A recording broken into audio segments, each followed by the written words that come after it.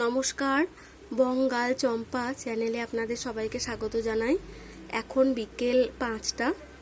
তো আমরা যাচ্ছি গোপু সোনার জন্য একটা খাট অর্ডার দেওয়া আছে, সেই খাটটা আনতে।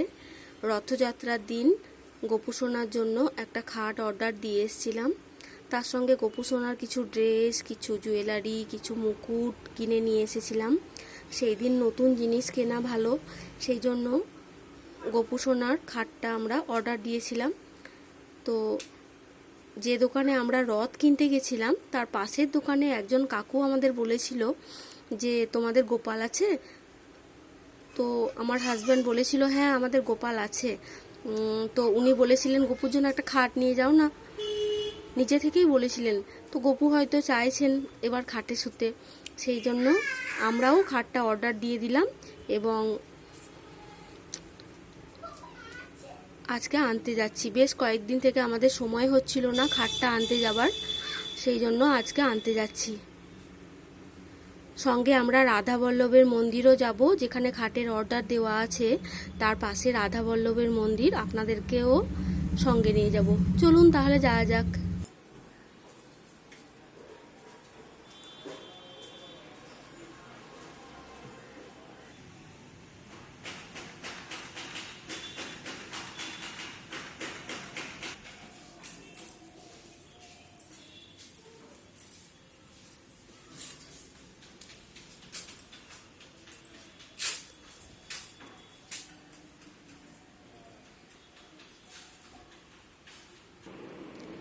আমরা এখন এসেছি রাধা বল্লভের মন্দিরে।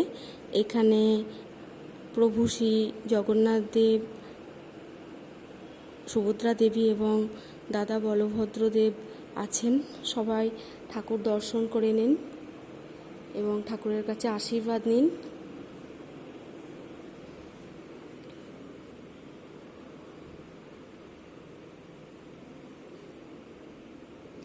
জয় জগন্নাথ, জয় জগন্নাথ, জয় জগন্নাথ। আমরা রথযাত্রার দিন এসেছিলাম, কিন্তু সেদিন প্রচণ্ড ভিড় থাকার জন্য ভালোভাবে প্রভুর দর্শন করতে পারিনি।